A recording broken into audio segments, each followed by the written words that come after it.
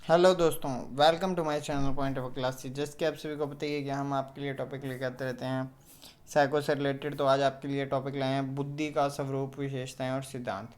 सबसे पहले हम देखते हैं बुद्धि के बारे में। देखा जाता है कि पहले के क्या टाइम में बुद्धि को योग्यताएं क्या दी जाती थी। व्यक्ति की जो क्षमताएं हैं, व्यक्ति की जो तत्परता है, तत्कालिकता है, समायोजन है, वो सारी की सारी बुद्धि के अंतर्गत आता था। अब इसके बाद में बुद्धि के बारे में लिखा गया है कि वे यह निश्चित नहीं कर सके कि बुद्धि में स्मृति या कल्पना या भाषा या अवधान या गामक योग्यता या संवेदना सम्मिलित है या नहीं। मतलब कि उनको पता ही नहीं लगा था कि बुद्धि है क्या, अच्छे ढंग से नहीं पता लगा था कि बुद्धि होती क्या। उसके बाद में कुछ वैज्ञानिकों ने बताया कि वुडवर्थ ने कहा है कि बुद्धि कार्य करने की एक विधि है। तो बुद्धि को उन्होंने कार्य करने की एक विधि बताया। उसके बाद में टर्मन, जिसने कहा है कि बुद्धि अमूर्त विचारों के बारे में सोचने की योग्यता है। अमूर्त विचार वो होते हैं जिसके बीच में हम देख नहीं सकते, मतलब कि हमने कभी भी ऐसी चीज़ देखी ना हो, उसके बारे में कोई भी विचार करने की जो योग्यता है वो बुद्धि कहलाती है। उसके बाद में वुड्रो ने बताया कि बुद्धि ज्ञान अर्जन करने की एक क्षमता है। तो बुद्धि का मेन उद्देश्य क्या होता है? किसी भी ज्ञान को अर्जन करना या उसको याद करना या सीखना। उसके बाद में कुछ और परिभाषाएं हैं, ये आप पढ़ सकते हैं। ठीक है, पेपर के अंदर परिभाषाएं पूछी जाती हैं जो भी आप कंपटीशन लेवल की तैयारी करते हैं। तो उसके बाद में लिखा बुद्धि से संबंधित ये सभी उदाहरण महत्वपूर्ण है क्योंकि ये विभिन्न दृष्टिकोणों से बुद्धि के स्वरूप पर प्रकाश डालते हैं और उनको किसी न किसी रूप में व्याख्या करते हैं। सबसे पहला है सीखने की योग्यता। तो सीखने की जो योग्यता है ये बुद्धि को प्रभावित करती है, या हम कह सकते हैं कि सीखने की योग्यता क्या कहलाती है? बुद्धि कहलाती है। उसके बाद में एम और चिंतन की योग्यता, जो कि अभी अभी हमने परिभाषा पढ़ी थी, उसके बीच में भी यही कहा गया था कि जो बुद्धि है वो अमूर्त चीज़ों के बारे में विचार करने की एक योग्यता होती है।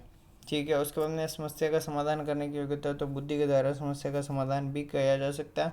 उसके बाद में बुद्धि है जो उसके अंदर ही अनुभव से लाभ उठाने की योग्यता, मतलब कि स्मरण रखने की क्षमता है, वो भी बुद्धि के द्वारा ही की जा सकती है। उसके बाद में लिखा है संबंधों को समझने की योग्यता, मतलब कि अगर भी कोई भी संबंध समझना है, माँ पुत्र का या पति पत्नी का, तो कोई भी संबंध अगर समझना है तो उसके लिए बुद्धि आवश्यक है। उसके बाद होता है अपने वातावरण से सामंजस्य रखने की योग्यता, मतलब कि जो समायोजन रखने की जो कला है।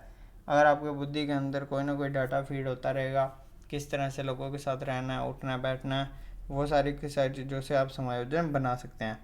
उसके बाद में लिखा है बुद्धि की परिभाषाओं में वस्तुतः पारस्परिक विरोध नहीं है क्योंकि ये सभी एक ही बात को कहने की विभिन्न विधियाँ, मतलब कि इसमें क्या है कि ये जितनी भी बातें पढ़ी हैं इस सभी के अंदर यही कहा गया है कि बुद्धि है जो वही हमारे जो अनुभव है उसके माध्यम होती है, विचार करने का माध्यम होती है। ठीक है, हम और चिंतन करने की योग्यता, मतलब सारों के अंदर सेम ही बात को कहा गया है, जिसके बीच में मेन उद्देश्य क्या है? सीखने की योग्यता है। ठीक है, उसके बाद में आगे क्या है? बुद्धि का वास्तविक अर्थ क्या है? तो बुद्धि व्यक्ति की जन्मजात शक्ति है और उसकी सब मानसिक योग्यताओं का योग है, वह अभिन्न अंग है। तो इसके बीच में ये कहा गया है कि बुद्धि है वो व्यक्ति की जन्मजात होती है और जितनी भी मानसिक योग्यताएं होती हैं उन सारों का एक योग व एक अंग के रूप में बुद्धि को जाना जाता है। उसके बाद में परिभाषाएं हैं, ये आप देख सकते हैं। ठीक है, उसके बाद में लिखा है बुद्धि के विषय में एक नया मत यह विकसित हो रहा है कि बुद्धि नामक कोई भी तथ्य नहीं है, प्रत्येक व्यक्ति की अपनी क्षमता होती है।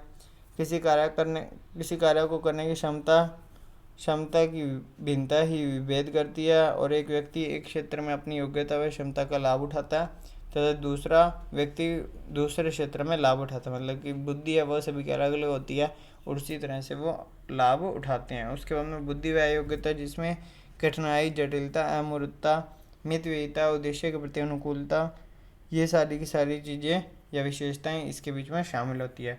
अब आती है बुद्धि की विशेषताएं। तो बुद्धि की क्या क्या मेन मेन विशेषताएं हैं, इनके पॉइंट्स को पढ़ने से हमें पता लग जाएगा कि बुद्धि व्यक्ति की जन्मजात होती है, जो कि आपको बता ही दिया। पेपर में क्वेश्चन क्या आएगा कि बुद्धि है जो उसकी क्या विशेषता नहीं है, या बुद्धि की क्या विशेषता है। तो आपको पता होना चाहिए कि बुद्धि की क्या क्या विशेषताएं हैं। जैसे कि पहला पॉइंट है बुद्धि व्यक्ति की जन्मजात होती है। आपसे ऑप्शन में पूछ सकता है कि बुद्धि व्यक्ति की जन्मजात नहीं होती है। उसके अलावा बुद्धि व्यक्ति के अमूर्त चिंतन के, मतलब कि जो चीज़ सामने नहीं हो उसके बारे में भी सोचने की क्षमता प्रदान करती है। बुद्धि व्यक्ति को विभिन्न बातों को सीखने में सहायता देती है, अधिगम में सहायक है।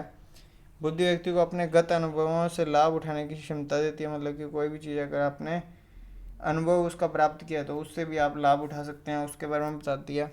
बुद्धि व्यक्ति की कठिन परिस्थितियों और जटिल समस्याओं को सरल बनाती है। मतलब कि अगर व्यक्ति को कभी कठिन परिस्थितियों का सामना करना पड़ा या कोई भी उसके सामने कठिन समस्या आ गई तो उसको उससे किस तरह से निपटना है वो भी सिखाती है। बुद्धि व्यक्ति को नवीन परिस्थितियों में सामंजस्य रखने का गुण प्रदान करती है। सामंजस्य के बारे में भी आपको बता ही दिया कि अगर आप कोई भी कार्य करते हैं या कहीं भी जाके आप जॉब करना चाहते हैं तो किस तरह से आपको सामंजस्य बनाना है उसके बारे में बताती है। बुद्धि व्यक्ति को भले और बुरे, सत्य और असत्य, नैतिक और अनैतिक कार्यों में भी अंतर करने की योग्यता देती है। तो इसका मतलब तो यही है कि अगर व्यक्ति को नॉलेज है, ठीक है, उसको पता है कि सही अच्छा क्या है, तो वो बुद्धि के माध्यम से ही हो पाता है।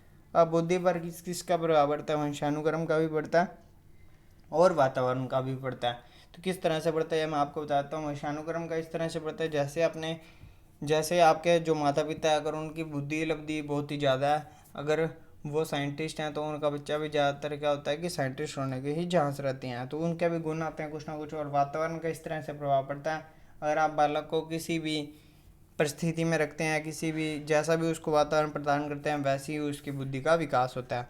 उसके बाद में लिखा है प्रिंटर के अनुसार बुद्धि का विकास जन्म से लेकर किशोरावस्था के मध्यकाल तक होता रहता है।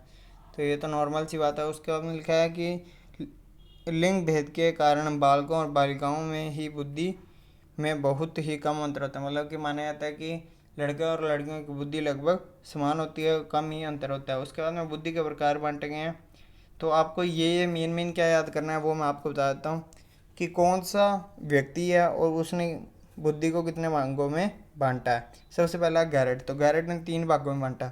एक होती है मूर्त बुद्धि। मूर्त बुद्धि में क्या होती है? ऐसी क्रियाएं आती हैं जो व्यक्ति के सामने होती हैं, जिसको हल किया जा सकता है, वो भी बिना क्या किए, बिना तरकीब लगाए, बिना कुछ ज़्यादा किए। मूर्त बुद्धि के अंदर कौन कौन से लोग आते हैं? जो मशीनों को या यंत्रों को सही करते हैं, ठीक है, जिसके अंदर कारीगर, मैकेनिक, इंजीनियर, औद्योगिक कार्यकर्ता, ये सारे मूर्त बुद्धि वाले होते हैं। मतलब कि इनके सामने ही समस्या होती है और ये उनको हल कर देते हैं। उसके बाद में आते हैं अमूर्त बुद्धि वाले। तो अमूर्त बुद्धि वाले जो लोग होते हैं उसके अंदर पुस्तकीय ज्ञान होता है, मतलब कि उन्होंने सिर्फ किताब भी पढ़ी होती है, उनको मतलब प्रैक्टिकल नॉलेज कम होती है। उन्होंने अपने दिमाग से ही कुछ ना कुछ सोच कर कार्य करना होता है। जिसके बीच में आते हैं वकील, डॉक्टर, दार्शनिक, चित्रकार, साहित्यकार।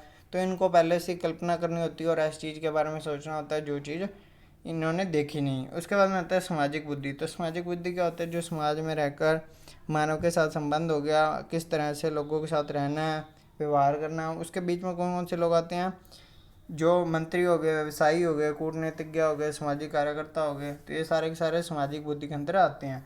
उसके बाद में आता है थॉर्नडाइक। तो थॉर्नडाइक ने भी 3 भागों में बांटा है, जिसके अंदर यांत्रिक अलग है, यांत्रिक के बीच में मैकेनिक, इंजीनियर, वही मूर्त बुद्धि वाला ऑप्शन हो गया, ठीक है। तो आपने बस ये याद करना कि किस व्यक्ति ने कितने भागों में बांटा है। उसके बाद में आता है बुद्धि के सिद्धांत। तो बुद्धि के सिद्धांत किस किसने दिया आपको ये मेन पता होना चाहिए, और उसके बीच में कौन कौन से खंड है उसके बारे में बताना चाहिए। सबसे पहले आता है एक खंड का सिद्धांत।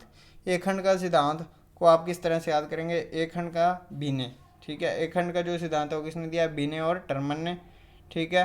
बीने, टर्मन और स्टर्न ने बताया गया। वैसे एक खंड का सिद्धांत है वो बीने ने दिया। उसके बाद में आता है 2 खंड का सिद्धांत। 2 खंड का मतलब होता है 2 खंड मतलब पेयर, ठीक है। तो पेयर में स्पीयर मैन, ठीक है, आप इस तरह से याद करें 2 खंड का सिद्धांत। पेयर मतलब स्पीयर मैन। तो इसने 2 भागों में बांटा, एक होता है सामान्य तत्व और एक विशेष तत्व।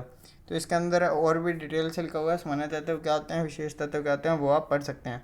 उसके बाद में आता है 3 खंड का सिद्धांत। 3 खंड का सिद्धांत भी स्पीयर मैन ने दिया, जिसे 3 फैक्टर थ्योरी भी कहा जाता है। इसके अलावा जो त्रिखंड की सिद्धांत है वो किसी अलग ने दिया हुआ है। उसके बाद में आगे देखते हैं, जैसे लिखा हुआ है बहुखंड का सिद्धांत। तो बहुखंड का सिद्धांत है वो कैली और थ्रस्टर ने दिया है, ठीक है। कैली ने बुद्धि को 9 भागों में बांटा, जिसके बीच में ये सारे के सारे पॉइंट्स हैं। अगर आप इसको डिटेल से समझना चाहते हैं तो आप कमेंट सेक्शन में बता सकते हैं। उसके बाद में आता है थ्रस्टन। तो थ्रस्टन ने भी बुद्धि को 13 भागों में बांटा, और थ्रस्टन की एक बुक है बुद्धि के ऊपर, प्राइमरी मेंटल एबिलिटीज़, जिसके बीच में 13 खंड बताए गए हैं और इन 13 खंडों को आगे डिटेल से बांटा गया है। कैली ने भी अपनी एक बुक लिखी है crossroads in the mind of man. तो ये बुक्स हैं, ये भी आपको बताना चाहिए क्योंकि आरपीएससी फर्स्ट ग्रेड पेपर के अंदर पूछी जा चुका है। उसके बाद में आता है मात्रा का सिद्धांत। तो मात्रा का सिद्धांत है थॉर्नडाइक ने दिया। इसके बीच में सामान्य मानसिक योग्यता के समान किसी तत्व को स्वीकार नहीं करता। थॉर्नडाइक का मत है कि मस्तिष्क का गुण स्नायु तंतुओं की मात्रा में निर्भर करता है। और इसका अभिप्राय है कि बुद्धि उतनी ही अधिक अच्छी होती है जितने अधिक मस्तिष्क और स्नायुमंडल के संबंध होते हैं। मतलब कि मस्तिष्क और स्नायुमंडल जितना साथ में जुड़ा रहेगा उतनी अच्छी व्यक्ति की बुद्धि होगी। व्यक्ति की मानसिक क्रियाओं के द्वारा यही संबंध है। तो इसके बीच में उद्दीपक प्रतिक्रिया का जो सिद्धांत है, एसआर थ्योरी, उसको आप पढ़ सकते हैं। उसके बीच में जैसा बताया गया वही थॉर्नडाइक ने कहा है। थॉर्नडाइक के सिद्धांतों की दो कारणों से कटु आलोचना की गई है। पहला सिद्धांत मस्तिष्क और स्नायुमंडल के मध्य संबंध पर बहुत अधिक जोर देता है। दूसरा कारण यह है कि क्रो और क्रो ने कहा यह सिद्धांत मस्तिष्क की संपूर्ण रचना के लचीलेपन को कोई स्थान नहीं देता है। तो इससे अगर आपको कोई भी दिक्कत आती है इस चैप्टर को पढ़ने में तो आप कमेंट सेक्शन में पूछ सकते हैं। बाकी जो भी थ्योरी किसी भी व्यक्ति ने दिया है उसको याद करने की जो ट्रिक्स है वो भी आप पूछ सकते हैं। बाकी मैंने समझा ही दिया। अगर कोई भी दिक्कत आती है तो आप कमेंट सेक्शन में ज़रूर बताएं। तो thanks for watching this video, like this video and subscribe my channel. Thank you.